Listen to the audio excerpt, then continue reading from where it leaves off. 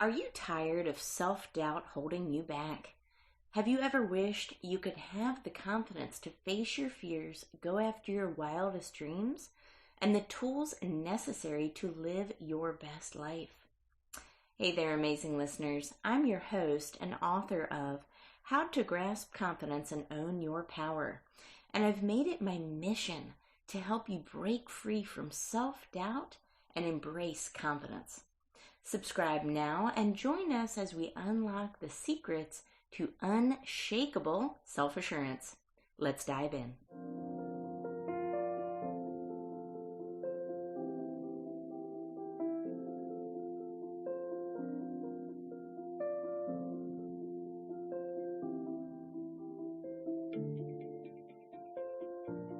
She has traveled to 71 countries and speaks an incredible 9 languages.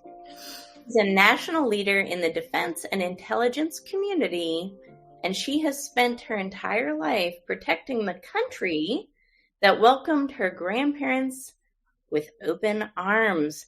This is a special episode. Today, I am interviewing the one and only Krystle Kaul, who is a congressional candidate. Krystle, welcome to the show today. Thank you so much for having me. I'm excited to be here. Absolutely, absolutely. It's such an interesting thing to interview someone with such a rich background in this, right? So not a lot of people get this interaction with political candidates, especially, congressional candidates, to really know, who the person is behind the campaign. And I read a couple things off your website. My mind is blown. So I'm so, grateful for the opportunity to connect with you today.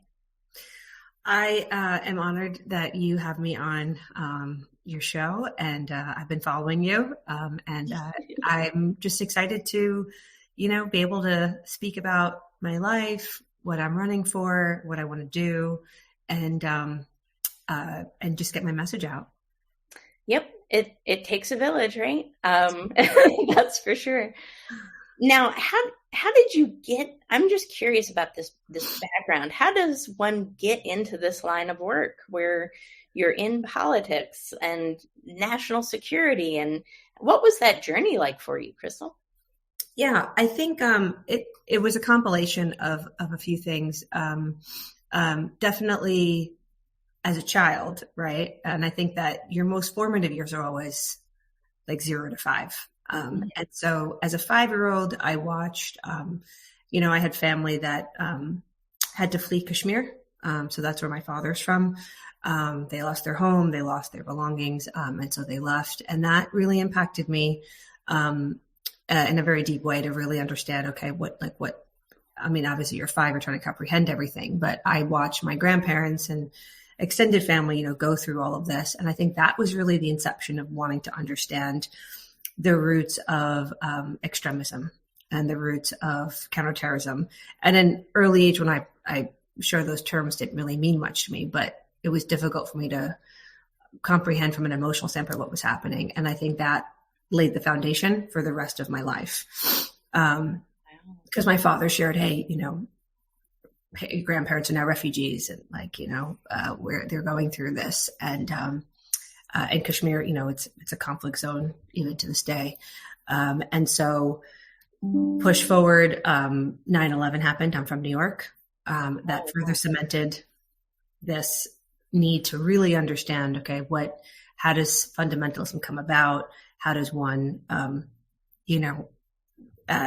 basically plan an attack on innocent civilians? And that, obviously hits really close to home. I was from Long Island. And I left for DC. I studied at American University. I did international relations. I did a minor in women in politics, especially at a time when that was not really a field. It was still very new. I got to help co-author a book on breaking the glass ceiling for women. Keep in mind, back in 2004, there were maybe 14% women in Congress. And so and we are almost 52% of the population. So I interviewed members of Congress like Congresswoman Loretta Sanchez, Congressman Joe Wilson, back when they were, we're talking more than 20 years ago. I was part of a Washington leadership program. This was through an organization called the Indian American Center for Political Awareness. So we didn't have any Indian Americans in Congress at that time. And that helped. They picked 15 South Asian Americans from the U.S. to intern. I got to intern for Congressman Marty Meehan, who's a great Dem from Massachusetts. And I was publishing articles about needing minorities into Congress, needing women in Congress, right? I was really passionate about this. And also alongside was still very committed to this notion of like counter-terrorism, right? How do we fight it? Counterinsurgency. So I always specialized in peace and conflict resolution in as a sub area of studies. And then I, worked at a lot of think tanks. Carnegie Endowment for International Peace, Center for Strategic International Studies, Woodrow Wilson Center, Rand Corporation later. I did my master's at Johns Hopkins, SAIS, in international relations. I had a dual focus on South Asia, Middle East. And then I went to do my PhD work at Brown University. And I did doctoral fieldwork in Kashmir and also in Israel, Palestine. I'm the only congressional candidate in this race that has actually lived in Israel, Palestine, that understands what's going on over there, not just from articles or from newspapers, but actually having lived there is very different. And also conducting interviews. I conducted interviews with government officials, with several stakeholders.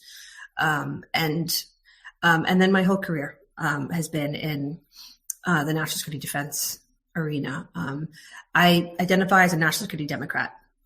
So that basically means there's 9 members of Congress that have come from a national security background. For example, Abigail Spanberger, she is former CIA.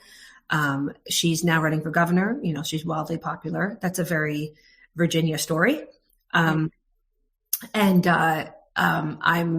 similar, like there's people ask, what's your path? So there's many paths to Congress.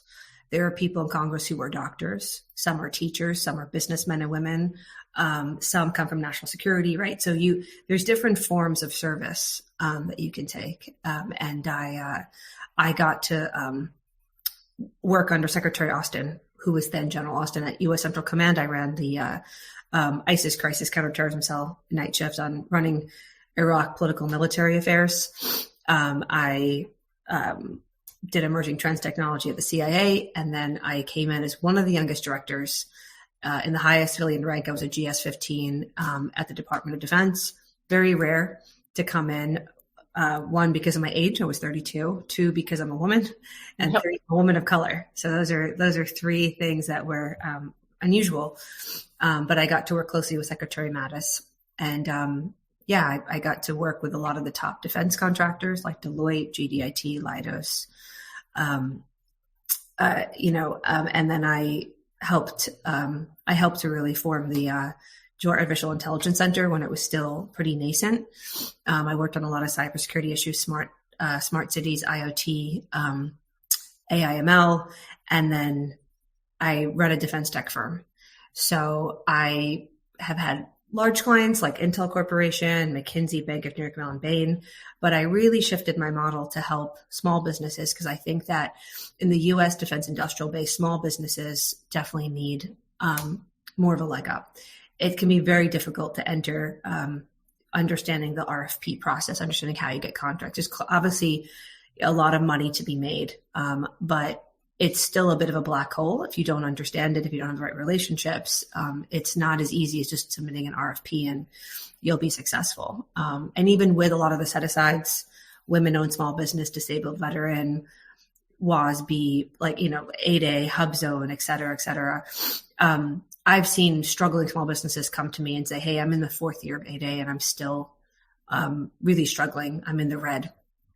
So I decided to take on a lot of clients that are small businesses, which again, that's really speaks to VA10, minority-run businesses, women-owned businesses, disabled veteran, to help them in the whole defense acquisition process. And I teach at MIT remotely through 2U. So I've got a strong defense tech background, and I think that, sorry. slightly under the weather here. My candidacy is really strong in Virginia District 10 for a few reasons. One, I'm like only top contender that actually lives in the district, which I think is important. Really? Yeah, that's one. That's surprising. Yeah, there are a few others, other top contenders who don't live in the district. Two, I really am relatable from the sense of I've worked for the big defense prime contractors, right? So I get it. I have been a defense, director, right? I've been in the highest civilian rank, and I'm a small business owner. And that really drives the economy here in VA 10. It's one that's 44% minority. So there's definitely a big appetite for wanting someone to come in who's a person of color. And it's also really female friendly, which I think I'm really proud of.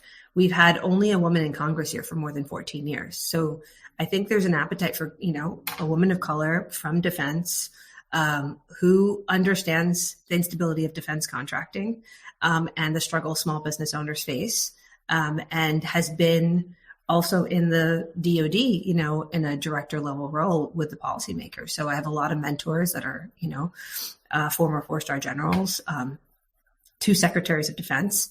And I'm really proud of the momentum I've built up in this race. Only candidate to be featured in the New York Times. And I recently got into Loud and Now, Blue Ridge Line. I've been covered by Blue Virginia, a number of different outlets. And so it's been really quite remarkable just to see the amount of people and groups that have come out to support. And I'm really proud of a group that they call themselves the Battle Axis for Call. This is a number of 55 plus, individuals who are, they're really active with like the retirement homes. They're active, with, it's like elderly white senior citizen women and men who are actually doing an event for me this Saturday, 1:00 at the Ashburn Senior Citizen Center. They saw me at the candidate forum. They heard all the candidates speak, and they said that, your message really resonated. And they've been writing letters to editors of all local press. So it's not just the minorities. It's not just the women. But I think it's larger groups, and it's the groups that really come out and vote in a primary. And I think that's important. It's people who are active grassroots activists and part of people who come to all the DEM meetings, things like that. So, so I'm excited. I'm 2.5 weeks out to early vote, and the election is in 61 days. So. Wow. Cool. Congratulations on all of your success. Sincerely, it's so good to see another woman win, right? And just keep going. And I believe in elevating, elevate people that are really doing good in the world, trying something new and going after their dreams. So, regardless of what our opinions are, we see that, you're going after this dream, and it's ultimately the dream your grandparents prayed for. You're living their dream. Yeah, that's true. You ever thought about it like that? Yeah, my grandparents really, they were really formative in my life. They immigrated here from India. And my grandfather was he really lived the American dream. He came with, with nothing but a dream. And he worked really hard 7 days a week and just built a great life for my family and taught me he taught me all the tenets that I'm now using in my campaign of hard work, of follow-up, of, you're going to hear a whole bunch of no's and then you might hear a yes. And he was just, he was a really hardworking, immigrant. And he was really patriotic, both my grandparents actually worked, not a lot of people know this, but they actually worked at the U.S. Embassy in Kabul, Afghanistan. And when the Soviets invaded there, they with the U.S. Embassy, they came over to the U.S. and they immediately got naturalized, and then they brought their whole family over from India. So it's great. I think that, that notion of service has obviously been in my family for a long time. Yeah, they were super patriotic, and they loved the opportunities you have here, and just if you work hard and you're, my grandpa he was a really honest broker, and my grandmother was very like community service oriented. She was someone who really would cook for the whole community, would be active with community event planning. I always say to this day, she would make a great politician. But if she had the opportunity to run, she really was people driven. She had all the tenets of being a great public servant. But of course, at that time, it's very difficult. Being a new immigrant here, politics is not something you would even think about. So I think I've been afforded a lot of opportunities because of their struggles. And now I'm able to pursue my dream. That's amazing. But all I can think about, a lot of the audience here is really into personal development and confidence building.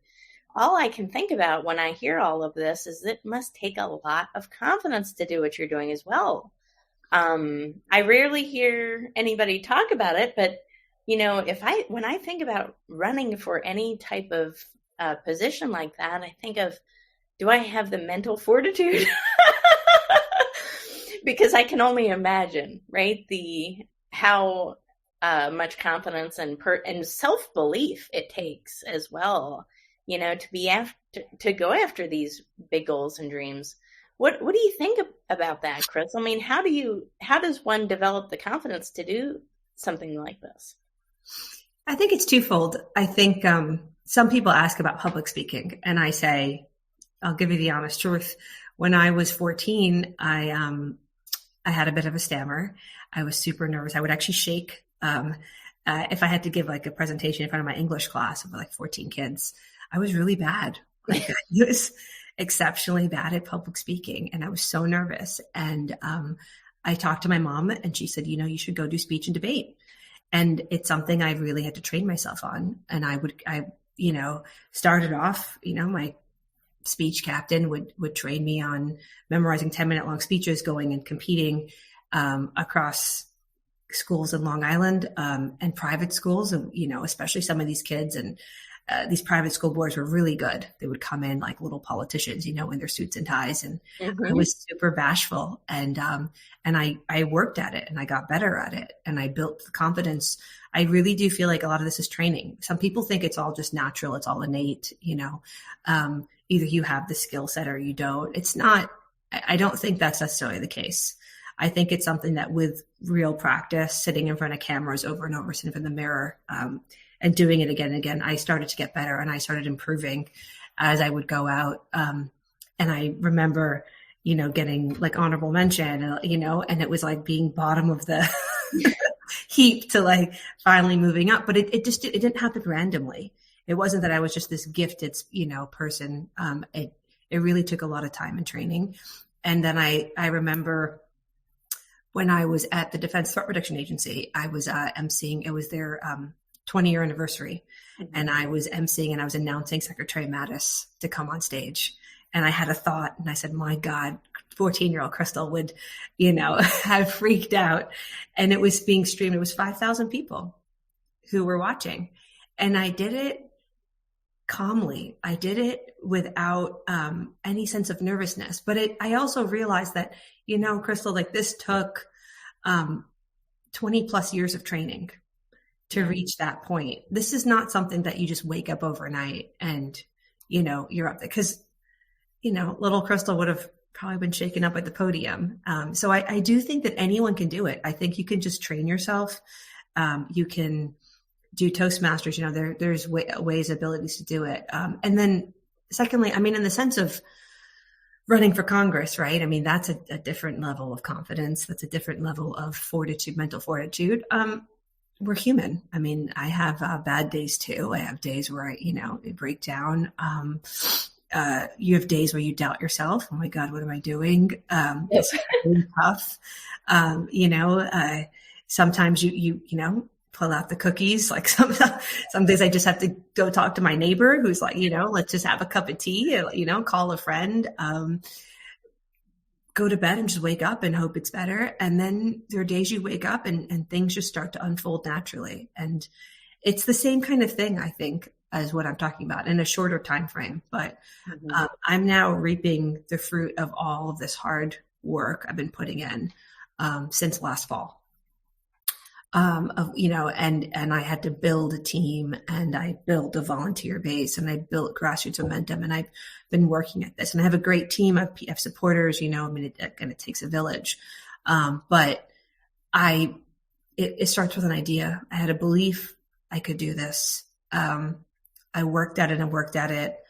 I had a lot of naysayers who said, there's no way. And the press will never cover you, and you're not going to make it, and this and that, and just it's very different when you're interviewing members of Congress about the gender gap, and then when you're running for Congress as a woman, and that's a woman of color, and you start to see the disparity firsthand, and you start to see the inequality. It's very real. So I'm really proud of the fact that in my district, people are more open-minded and people are really forward-thinking. But I still have come across people in this campaign outside who have said some things, that are not very nice and are hurtful. And no one realizes how much you're going through. The lack of sleep, you've got no routine. There's a lot and a campaign is very difficult. It's not like you have a structured 9 to 5, right? Here, it's just every day is, is different. You've got to roll with the punches. You can plan out as best you can, but you have to be really agile. And I do think that you've got to be thick-skinned, and you've got to have the, like you're saying, the mental fortitude to brush stuff off. There will be some mean comments out there. There'll be people to say some things. But I think overwhelmingly, what I was, probably the one milestone I was most proud about was this New York Times article. The overarching theme of it was that I was really authentic and genuine. And that, I think that really does speak volumes to me. They had done some investigation. They looked into me, who's this new candidate? And they said, we didn't find anything. And I was like, yeah, I've got a top secret security clearance. Like there's nothing on me, but I'm really doing this for the right reasons. And that is something that anyone who knows me knows is very true and real. And it was nice to get that kind of recognition. It's not been an easy path, but I'm proud of what we've built, and I'm seeing that now. And some of those naysayers have come around, and they're reaching out and saying, "Oh, you were Q4 cash on hand leader. Like you're getting all this press coverage. People are talking about you. You're being really recognized. By so many different groups, and all that's been just really rewarding." Mm-hmm. And what I love, there's nothing greater than,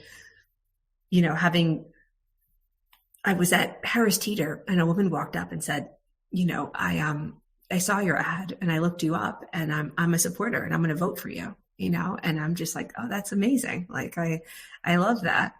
Or, people, you're out canvassing. Mm-hmm. People who are like, hey, I'm really excited. Thank you for doing this. Thank you for running. And I think that's what it's all about. At the end of the day, it's really about people. Yep. Absolutely. I love that. It's so amazing. It gives me a sense of belief that I can do something greater than what, potentially what I'm doing now too. Yeah. I think a lot of it is about reframing and being just resilient in the face of adversity, resilient in the face of naysayers. That's really easy. It's really easy to cave in and give up and say, you know what, maybe they're right, and accept their belief of you as a reality of some kind. And it's really easy to do that. And it's really easy to stop. And it's really easy to have obstacles and say, you know what, I've been faced with everything. I just can't go on. Or we can reframe it. And instead of saying, I don't have the mental fortitude to do this, I don't have the self-belief, I don't have the confidence, we say, how can I develop the mental fortitude for this, right? Because I think it's something that, like you said earlier, it's a muscle that you train over time. Sure. and you're relentlessly consistent. I think if you just keep showing up, and you just become so resilient. I think it was David Goggins, who I really admire him. He said, nothing can stand in the way of utter resilience.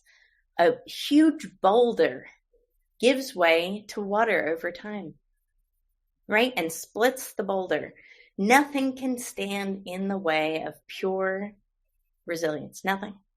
And you're like the example of that. If I've never seen one, I mean, yeah, no, I think I've seen that. Hillary Clinton is a great example of that. Kamala Harris is a great example. That is really true. I've thought about it too. How do people reach these heights? And I actually spent a lot of time in high school and college just reading bios. I'd read bios, because I was like, okay, so who are my mentors? I mean, Condoleezza Rice, Susan Rice. I would read through, and I saw this pattern, this resilience that, it wasn't an easy path for anyone. It wasn't just a straight shot, for anyone. You look at former President Barack Obama, right? And when you read some of these stories, it is very telling, and probably one of the most powerful ones is the story of Abraham Lincoln. The amount of setbacks and failures he went through could have crushed anyone, and probably should have. And yet there was some undying amount of resilience that pushed him forward. And I really think that that's what did it. That's what got him to become president, because there was just, from emotional to, setbacks, financial death, campaign losses, over and over again. It's really quite impressive. And that level of resilience is the fortitude you need to finally to win. And you learn from failures too. You learn from those mini setbacks, and it's what helps propel you to where you want to go. And people, I think, also alongside will be naysayers because they also don't want you to succeed. Yeah. They might also see something in you and they want to just, keep you down. And I think it's really sad when people believe that, when you start to let those voices get in your head and say, oh, maybe they're right, and maybe I should stop.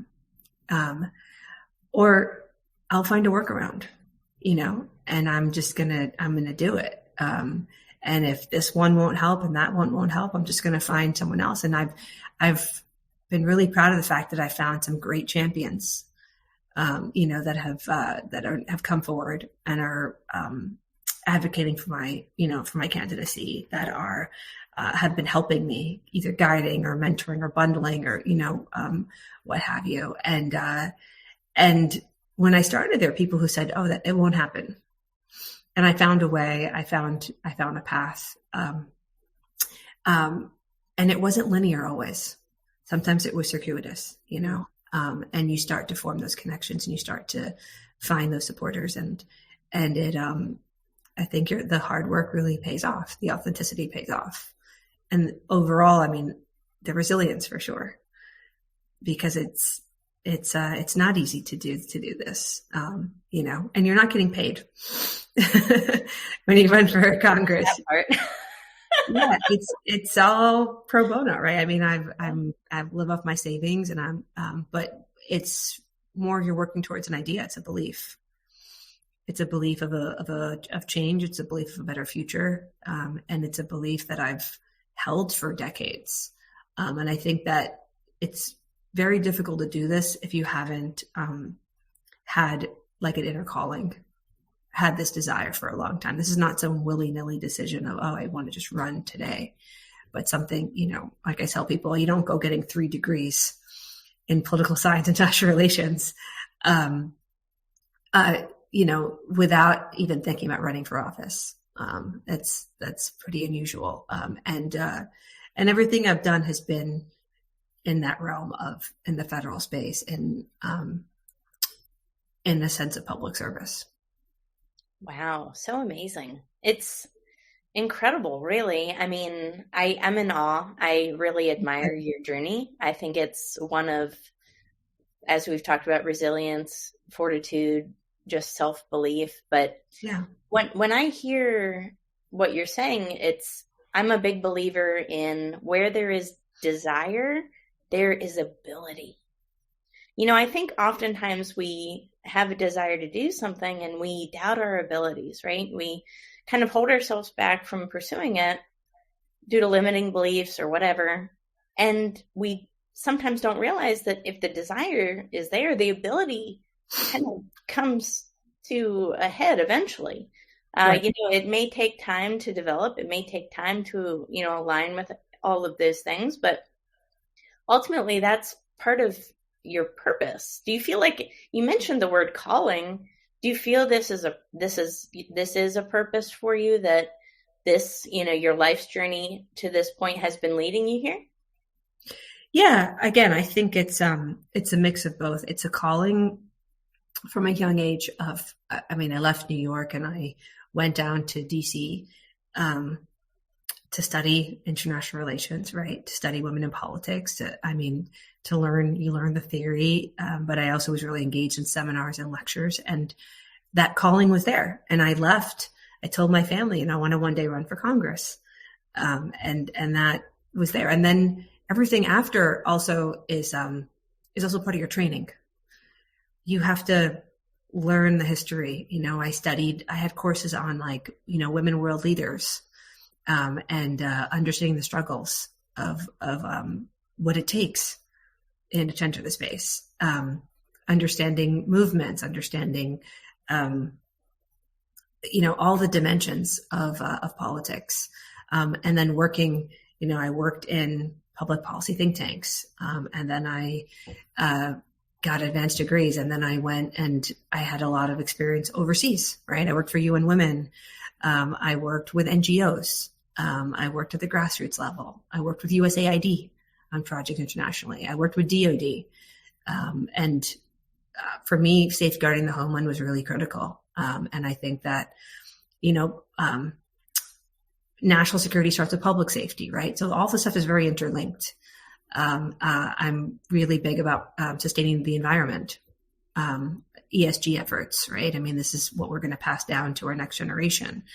So I think all these things are very interlinked, and all of this training coupled with this calling is what led me to where I am today, and prepped me for what I need today, because I'm in the candidate forums and being asked questions on national security, but also on the environment, and also on business, and also on healthcare and education, and all these different topic areas. And fortunately, I have a pretty versatile background, and I've worked on a lot of these different issue areas.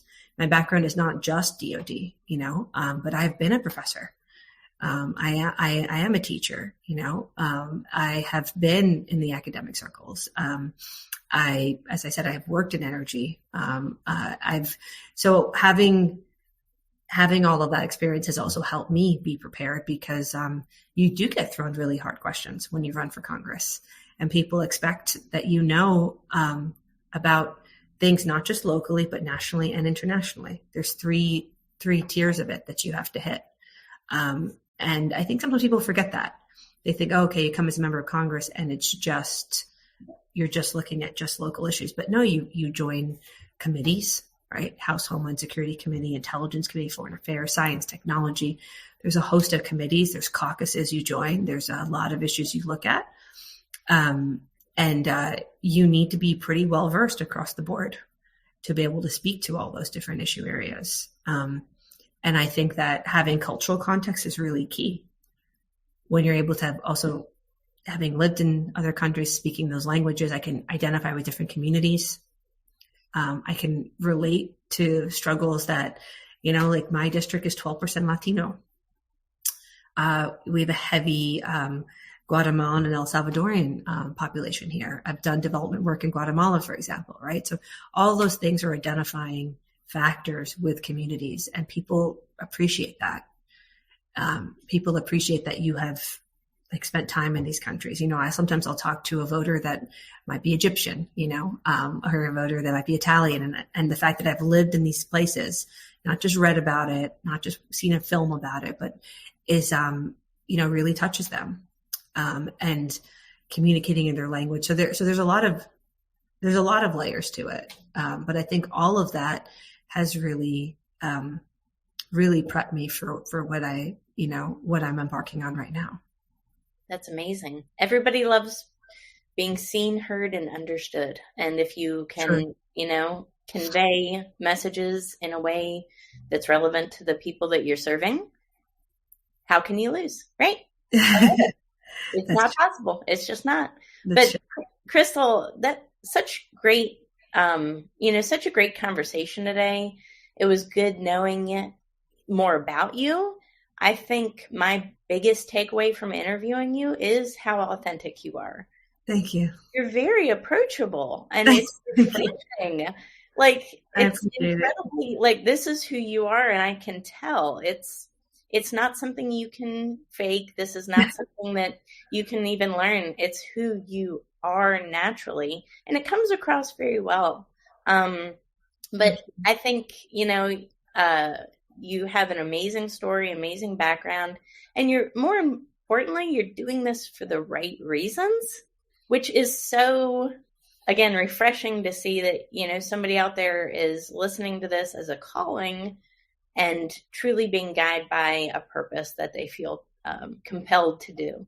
So bravo. Thank you for being you and doing what you're doing, because I really do believe you're trying to change the world, the country, all that good stuff. But I've got a QR code here on the screen. If anybody wants to learn more about Krystle, visit her website, check out her profile. She's an amazing connection. You're seeing her right now. This is how she genuinely is. None of this has been scripted at all. It's been very conversational, right?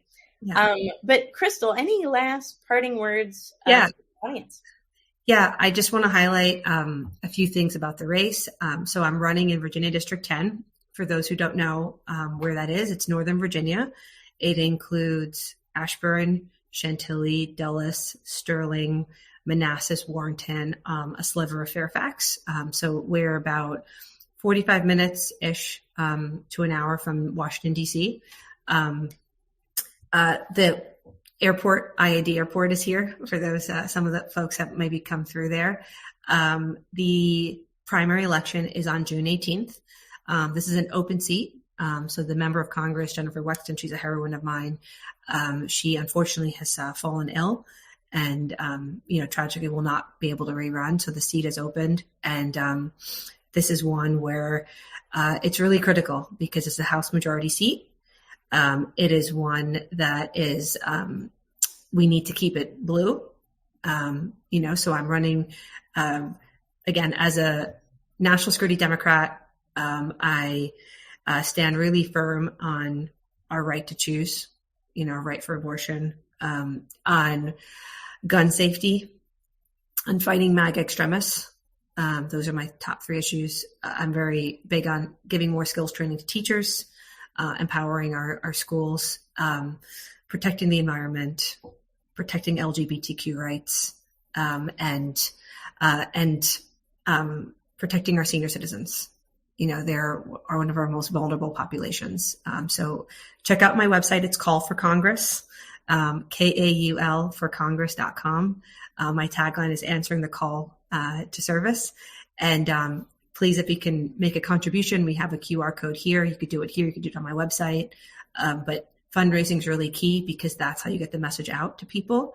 And then early vote starts May 3rd. If you happen to be in district, we'd love to count on your support. And the election again is on June 18th. So let's go win this seat. Let's go win. Why not? Right? I appreciate it. And I have the confidence you will win. I appreciate it. Thank you so much for being a valued guest on the show and podcast today, Krystle. And for everybody that tuned in, visit her website, connect with her on LinkedIn, and support her. This is what she needs in order to keep pushing the ball forward, everybody. So thank you so much for your support. We will catch you on the next episode. Take care. And that's a wrap for this episode of Grasp Confidence. Thank you for joining me today and investing in yourself. Remember, building confidence is an ongoing journey, and each step you take brings you closer to the empowered, fearless version of yourself that you were born to be. Don't forget to visit my website, follow me on social media, and purchase my book, which is available on Amazon. Thank you for listening. We will see you on the next episode. Stay confident.